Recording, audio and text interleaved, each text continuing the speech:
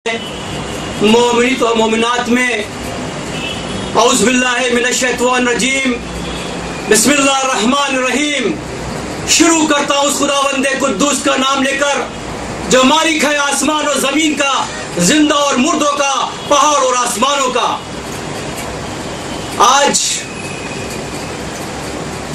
जो इज्तिमाई तारीख है 20 सफर, आज से लेकर और आइंदा 10 दिन लगातार तमाम हुकूमत जिन्नातों में और फरिश्तों के अंदर इसी मौजू पर जो आज हम बोलने जा रहे हैं, इसी टॉपिक पर, इसी मौजू पर 10 दिन लगातार बातें की जाएंगी।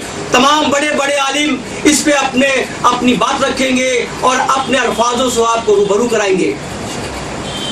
जैसा कि आप जानते हैं कि हर साल हम एक मौजू में बात करते हैं और वो मौजू इंस के लिए भी है और जिन्स के लिए भी है। तो सबसे पहले हम उन तमाम जिन्नातों का जो आलम इस्लाम से आई हुई हैं, यूरोप से है, एशिया से है, सऊदी अरबिया से है, उन सब का इस्तकबाल करते हैं। और वो तमाम रूहें जो यहाँ मौजूद हैं, हम उन सब का तहे दिल से शुक्रिया अदा करते हैं उनका आने का और उनको कबूल फरमाते हैं। तो इस बार का हमारा मौजू है सीधा रास्ता, यानी कि सिरातल मुस्तकीम। अब बात यह है कि सिरातल मुस्तकीम है क्या?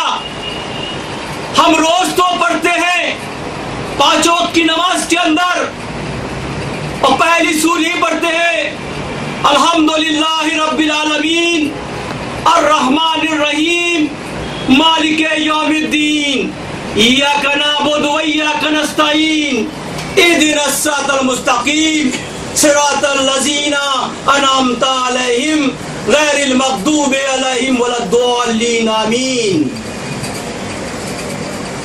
तो अब देखो कलामे पाक के अंदर खुदावंदे कुद्दूस ने अपनी 114 सूरों के अंदर और 30 पारों के अंदर सिरातल मुस्तकीम का कितने बार जिक्र किया है। जब मैंने मुताला किया तो मैं देखता हूं तकरीबन 20 बार आया है।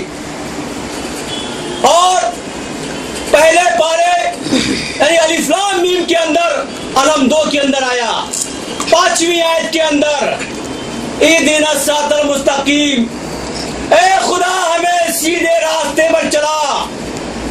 अब तमाम लोग कहेंगे गैर कौमें, गैर जो मुसलमानों से ताल्लुक नहीं है कि ये तो रोज मांगा करते हैं। असल अच्छी बात तो ये कि उनको इसका तर्जुमा नहीं मालूम है।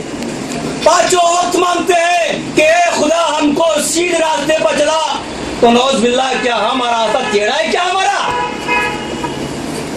जरूर कोई इसमें बात छिपी हुई है, वरना खुदावंदे कुद्दूस 30 पारों के अंदर तकरीबन 14 पारों के अंदर खुदावंदे कुद्दूस ने सिरातल मुस्तकीम का जिक्र किया है। तो हमने कहा पहली सूर क्या आई? अलम 2 बनी। दूसरी सूर क्या बनती है? सूरह आले इमरान आयत नंबर 101 101। और आगे बढ़े सूरह अनाम को देखा, सूरह माइदा को देखा, सूरह ज़ुखरुफ को देखा और आखिर में सूरह मुल्क को देखा। 29वें पारे के अंदर खुदा कह रहा सिरातल मुस्तकीम, हमें सीधे रास्ते पर चला। तो ये सीधा रास्ता है क्या? अभी हमारे मुफ्ती साहब एक सूर पढ़ रहे थे, सूरह जुमा पढ़ रहे थे 28वें पारे के अंदर। जुमा यानी कि जमा से बना है जुमा। और एक बहुत बेहतरीन किस्सा छुपा यहां पर। ये तर्जुमा तो यह कहता है कि जितनी भी बादशाही है आसमान जमीन में सब खुदा की बनाई हुई है। वो जात पाक है, वो बादशाह है। हम सबको उसकी ताजीम करना चाहिए, उसकी अताअत करना चाहिए। खुदा कहता है हमने तुम पर फर्ज किया है और हम फर्ज उस पर करते हैं जो ईमान वाला है, जो हिदायत पाने वाला है, और हम हिदायत भी उसको करते हैं जो इसको चाहता है। यानी हिदायत भी सबको नहीं मिलती, यानी हमको हिदायत पाने के लिए भी मशक्कत करनी पड़ेगी, कोशिश करनी पड़ेगी। ये कह रही सूरह जुमा कह रही है اور آگے اللہ فرما رہا ہے کہ وہ یہودی جن پہ تورات ہم نے لاد اتاری وہ کہتے ہیں یہ بہت بوجھ والی ہے، اور ساتھ میں وہ یہ بھی کہتے ہیں کہ ہم خدا کے دوست ہیں، ہم خدا کے قریب ہیں۔ تو خدا کیا کہتا ہے؟ اے یہودیوں نصاراؤں، یہ کتابیں تمہاری ایسی ہیں جیسے کسی گدھے پہ لاد دی جائیں، جیسے کسی گدھے پر لاد دی جائیں۔ ارے گدھے پر اگر کوئی کتاب لاد دو تو کیا وہ عالم بن جائے گا؟ یعنی کہ ہم کو ضرورت تھی، خدا خود کہہ رہا ہے میں کتاب والا ہوں، میں حکمت والا ہوں۔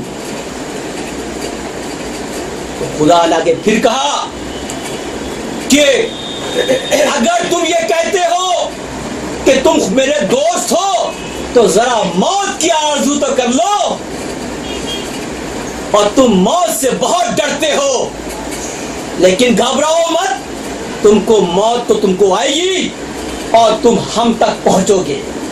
اور ہم جانتے ہیں کہ کس کے اعمال بڑھیا ہے اور کس کے اعمال گھٹیا ہے، کون سیدھے راستے پر ہے اور کون جو ہے راستے کو چھوڑ چکا ہے۔ اور آگے بڑھے دوسرے رکوع کے اندر، تو جب جمعہ کا دن ہو اور اذان دی جائے تو تم سارے اپنے کاروبار و کام کو چھوڑ دو اور نماز کے لیے جلدی کرو۔ اے نبی، ہم جانتے ہیں جب تم خطبہ دے رہے تھے تو وہ تمام لوگ بھاگ گئے، دوڑ گئے، کس لیے کہ ایک تماشا بین آ گیا ڈگڈگی بجتے ہوئے۔ تو خدا نے کہا نبی ان سے کہہ دو یہ دنیا کی زندگی، یہ دنیا کے تماشے آخرت کے مقابلے کچھ بھی نہیں ہے، ہم تم کو اس سے بہتر اجر دیں گے۔ یہ ابھی جو مفتی صاحب نے سورہ جمعہ پڑھی میں اس کی بات کر رہا تھا، یہی سے اپنی بات شروع کرتے ہیں، یہی ہمارا موضوع بھی ہے۔ اور خدا نے کیوں ایسا کیا، تھوڑی اس کی تفصیل میں جاتے ہیں کہ لوگ تمام ایسے ہیں نمازوں کی بات تو کرتے ہیں، اگر ان کی نماز چھوٹ جائے تو بولتے وہ نماز چھوٹ گئی۔ ارے کوئی ضروری نہیں ہے، اگر تمہاری جماعت چھوٹ گئی ہے تو تم ابھی بھی نماز پڑھ سکتے ہو۔ اصل میں جمعہ جو ہے وہ جماعت سے آیا ہے۔ نبی کے وقت میں تمام ایسے لوگ تھے جو نبی سے کہا کرتے تھے کہ آپ پریشان مت ہوئیے، میں اپنے گھروں میں نمازیں ادا کر لیا کرتا ہوں۔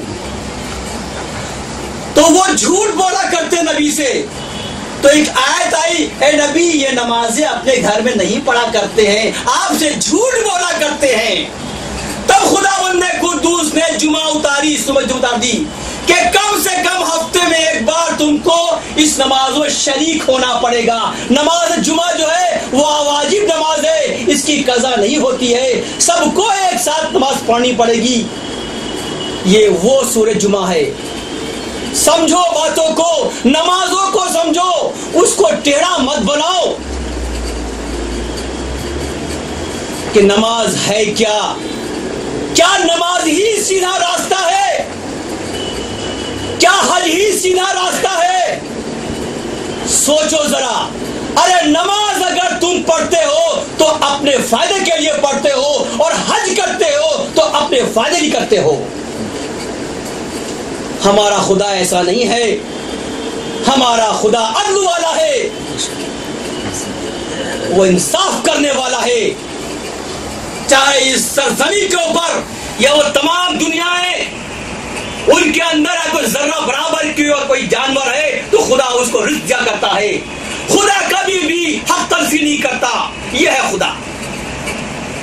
لیکن سوال یہ ہے کہ اتنی باتوں کی ضرورت کیوں پڑی ہے، یہ سیدھے راستے کی باتیں کیوں آ رہی ہے؟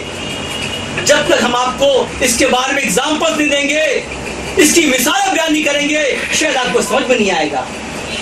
تو میری کوشش یہ رہتی ہے کہ میں آپ کو چھوٹی سے چھوٹی اور آسان زبان میں بتاؤں۔ اس میں بچے بھی ہیں ہمارے، اس میں دوسری قوموں کے لوگ بھی ہیں، وہ سب